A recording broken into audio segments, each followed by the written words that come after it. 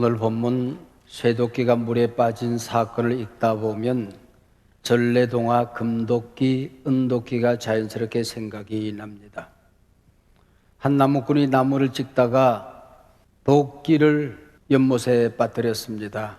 안타까이 울고 있는데 산신령이 나타났어요. 그 손에 금도끼 하나를 들고 이 도끼가 네 도끼냐오 냐오. 이 나무꾼이 그 도끼는 내 도끼가 아닙니다. 물속으로 씩 들어가더니 두 번째는 은도끼를 들고 나왔습니다. 그러면 이 도끼가 네 도끼냐오. 그 도끼도 내 도끼가 아닙니다. 세 번째 들어가더니 잃어버린 쇠도끼를 들고 나타난 겁니다. 이 도끼가 네 도끼냐? 그랬더니 네, 바로 그 도끼가 제 도끼입니다. 나는 참 착하구나. 그래서 이 나무꾼은 금도끼, 은도끼, 쇠도끼 다 손에 들고 내려와서 부자로 잘 살았다. 그런 얘기예요. 금도끼, 은도끼, 전래동화는 뭘 말하고 있는지 설명하지 않아도 우리가 다 알 것 같아요.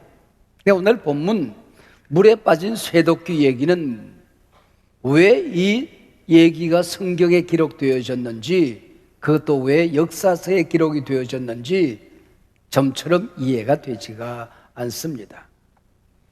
하나님은 우리가 공경에 빠질 때마다 나타나셔서 우리를 도우신다는 뜻일까요?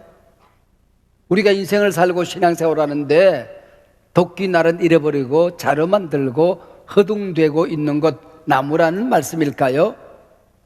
빌려온 것 조심해라, 잃어버리면 큰일 난다, 그 얘기를 하고 싶은 것일까요? 동화책이나 나올 법한 얘기가 역사서에 기록되었다는 사실을 기억하고 오늘 본문을 조심스럽게 살펴보고자 합니다. 물에 빠진 쇠도끼 얘기는 동화가 아니라 예언의 말씀입니다.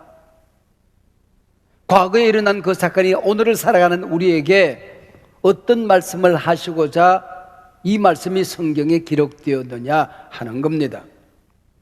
성서학자들은 요한복음에 7가지 기적이 기록되어 있는데요, 엘리사가 행한 12가지 기적과 밀접한 관계가 있다고 연구를 해냅니다.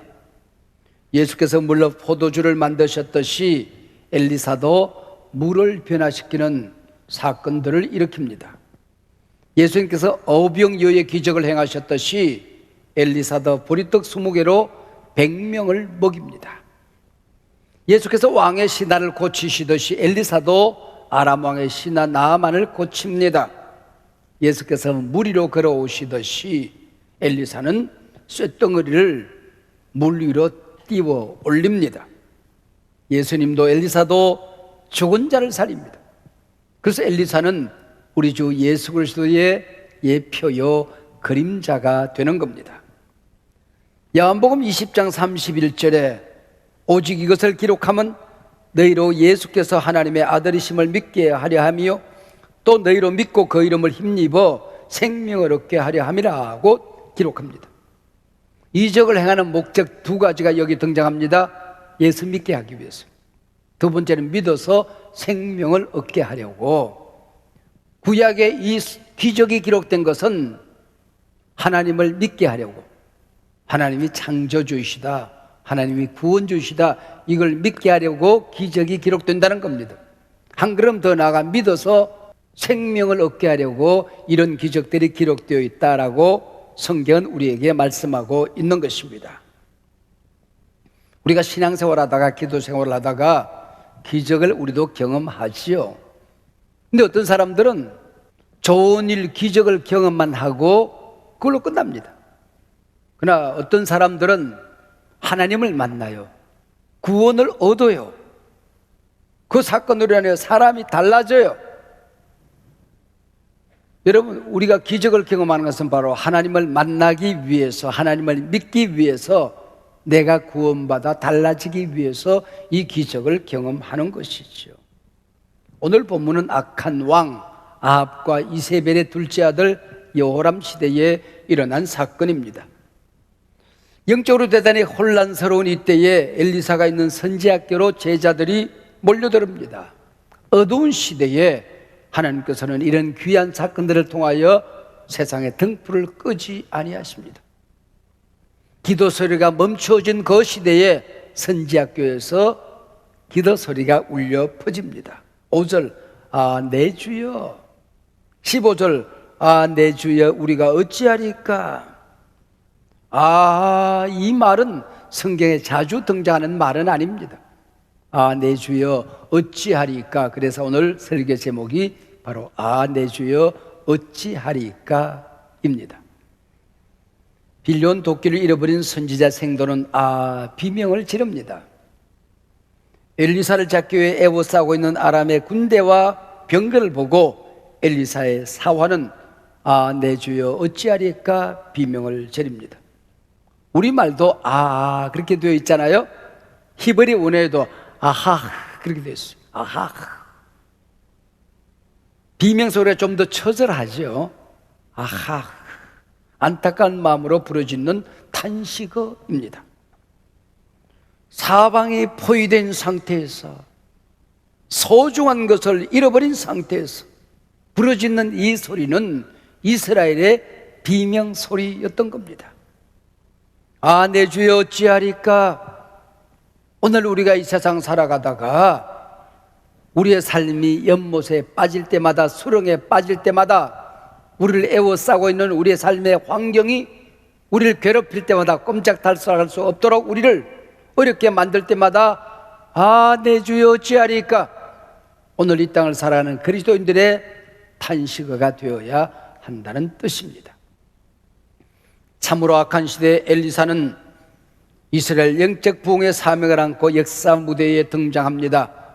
서성 엘리야의 겉옷과 갑절의 영감을 물려받습니다. 구약에 많은 선지자들이 등장하지만 그 중에 가장 많은 기적을 행한 선지자가 있다면 바로 엘리사입니다. 본문 물에 빠진 도끼 사건을 살펴보십시다. 아이러니하게도 이 영적 침체의 신학교로 생도들이 몰려들고 있었습니다. 거주할 공간이 좁아서 처소를 넓힐 필요가 있었던 것이지요. 그래서 엘리야 시대에 나만 홀로 남았다는 엘리야의 넋두리를 우리 하나님께서는 내가 7천을 남겨두었다 말씀하시오. 이 외로운 엘리사 시대에 뜻있는 젊은이들이 엘리사 곁으로 몰려들고 있었던 겁니다. 자, 그러면 엘리사는 어떤 존재였을까요? 오늘 본문을 읽어 내려가다 보면 우리의 눈을 주목시키는 단어 하나가 등장합니다. 하나님의 사람이라는 말입니다. 계속해서 엘리사라고 소개하던 오늘 본문은 제자 공동체가 위기에 빠졌을 때 그 이름이 달라집니다. 엘리사가 아니라 하나님의 사람이라고 기록되어집니다. 하나님의 사람. 이 말은 하나님께 속한 사람, 하나님이 써는 사람, 하나님의 일을 하는 사람도 되지만은 여기 of는 동격도 되는 겁니다. The City of Washington. 그랬을 때에 워싱턴에 있는 시가 아니라 동격이죠.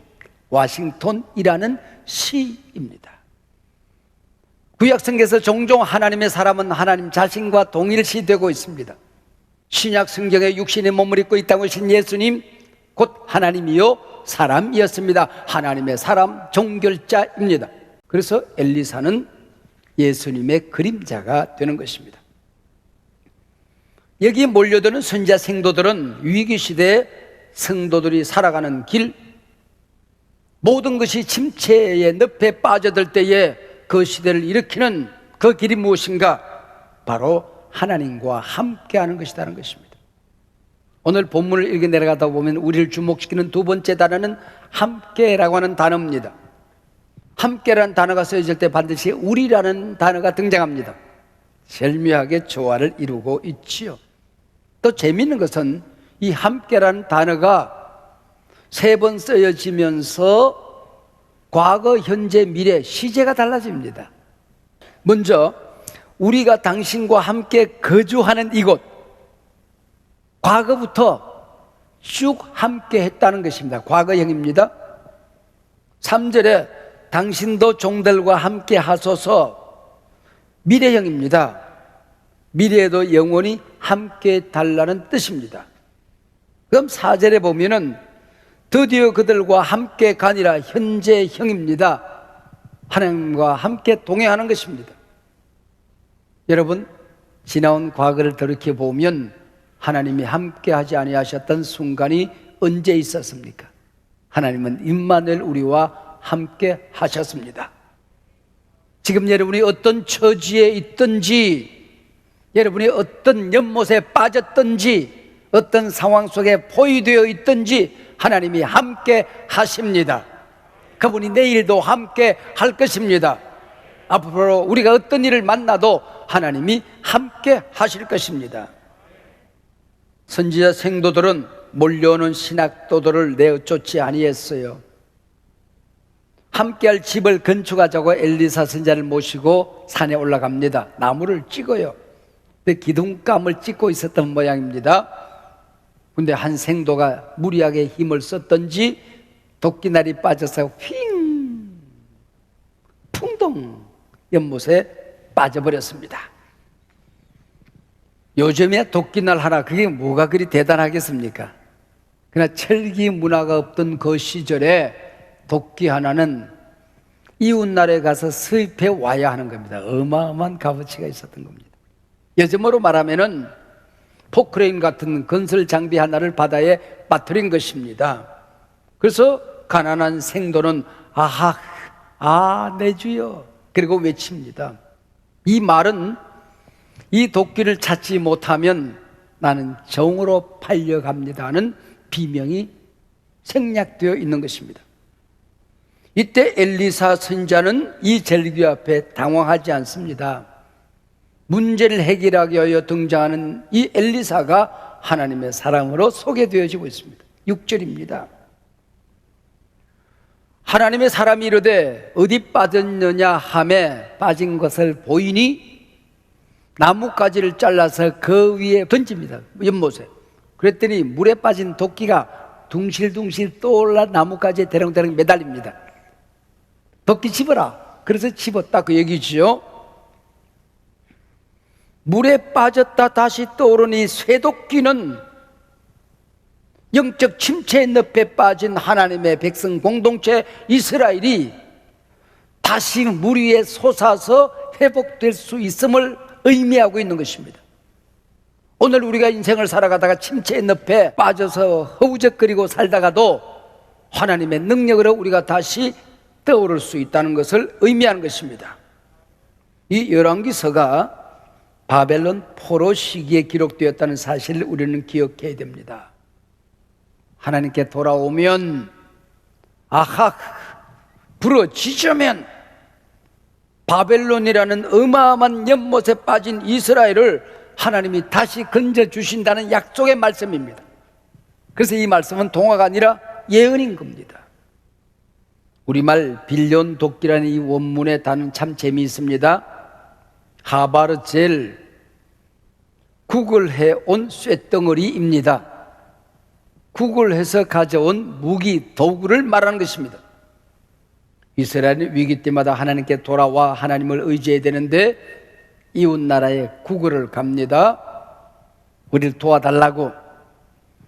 강대국들의 힘을 빌려서 왕권을 지켜왔던 것이지요. 바로 이것이 이스라엘이 바벨론의 포로가 된 원인이 되었던 것입니다. 성경 기자도 바벨론의 포로로 끌려가서 가만히 생각하니까 물에 빠진 쇠도끼는 이스라엘의 패망을 의미한다는 걸 깨닫게 된 것입니다. 부러지죠. 기적적으로 떠오른 도끼, 약속의 말씀으로 해석하고 있는 것입니다. 바벨론 포로의 땅에서 하나님께로 돌아가면, 함께 우리가 하면, 하나님께 부러지자면 바벨론 연못에서 우리는 해방받을 수 있다, 구원받을 수 있다고 믿었던 겁니다. 당당히 선포하고 있는 것입니다. 이스라엘은 타이타닉처럼 마지막 침몰에 가면서도 하나님께 부러지지 않았습니다. 하나님께 돌아오지 않았습니다. 이웃나라에서 빌려온 무기로 군사력을 빌려서 나라를 지탱하고자 했습니다. 물에 빠지는 것이죠. 빌려온 그것, 구걸해온 그것, 이웃의 군사력 아무것도 아니라는 것입니다. 오히려 그 도끼날이 자기를 치기 시작한 것입니다. 그게 바벨론이고 아수르가 되었던 거지요. 여러분 똑똑히 기억하세요. 오직 하나님만이 우리의 구원자이십니다. 오직 하나님만이 영원히 우리와 함께 하십니다. 지구촌의 문제, 우리 사회의 문제, 한국교회의 위기, 여러분의 가정의 문제, 지금 내가 겪고 있는 이 위기, 나를 에워싸고 있는 문제 상황, 오직 하나님의 손에서 구원을 받습니다. 해결받습니다. 그래서 하나님의 사람들은 문제 앞에 절망하지 않는 것입니다. 왜요? 우리 아버지 하나님은 문제보다 크시니까. 사랑하는 여러분, 우리 인생에 문제가 없을 때가 언제 있었습니까? 문제 하나 해결되고 나면 또 다른 문제가 찾아옵니다. 문제가 큰 게 문제가 아닙니다. 문제를 해결하는 하나님을 떠난 게 문제가 되는 거죠. 너 어디에 빠졌느냐? 오늘도 내가 물에 빠졌을 때 나를 건져주실 분은 하나님이십니다. 나를 건져주시고 구원해주신 분은 오직 하나님, 우리 아버지 한 분이십니다. 믿습니까? 휙 물속으로 날아간 도끼 앞에서 생도들은 내 주여 어찌하리까? 이거 빌려온 겁니다. 바벨론의 그 엄청난 위력 앞에서 포로로 끌려온 이스라엘은 똑같이 내 주여 어찌하리까? 제일 귀합니다. 그때 성경 저자는 우리에게 묻고 있는 것입니다. 바벨론의 위력만 보이느냐? 바벨론보다 크신 하나님이 내 눈에 보이느냐의 문제입니다. 이에 대한 대답이 하나님의 사람 엘리사의 능력으로 아람의 공격을 막아내는 다음 사건입니다. 그래서 사실은 물에 빠진 쇠도끼 사건과 아람으로부터 구원받는, 건짐받는, 전쟁을 막아내는 이 사건과는 전혀 다른 사건이 아니라는 것입니다. 같은 의미를 가진 한 사건이라는 것입니다. 잘 보세요.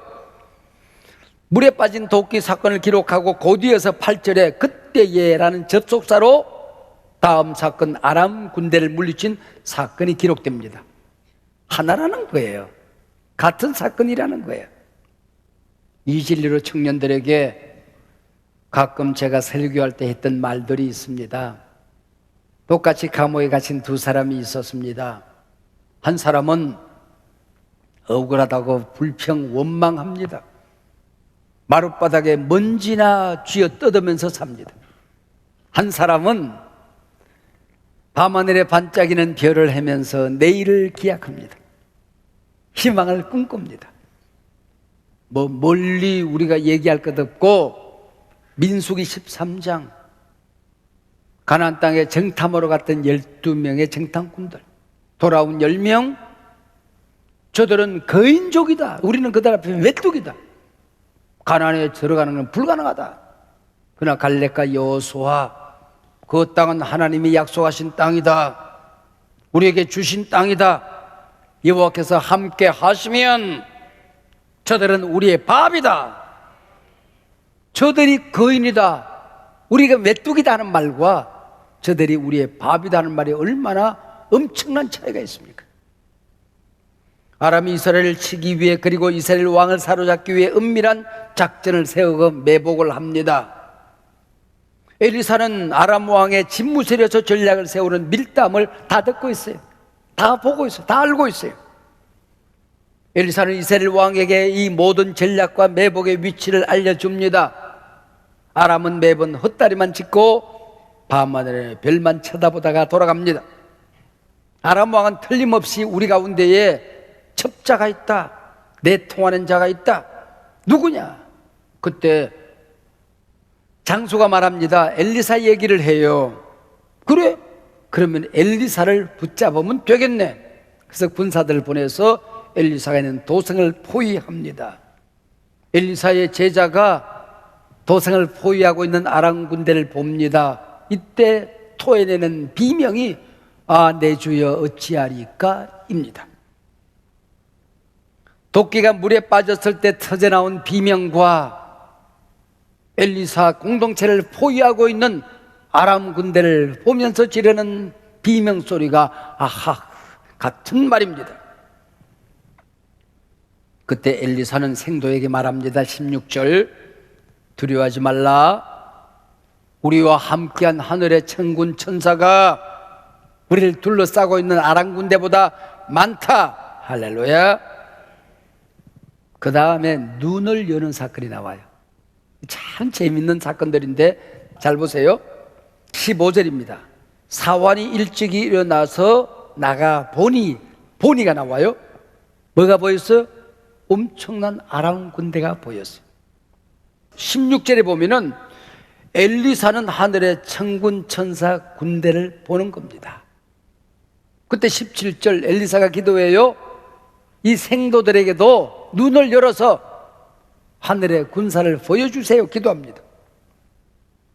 그랬더니 17절 여호와께서 그 청년의 눈을 여심해 젊은 생도의 눈에도 하늘 군대가 보이기 시작합니다.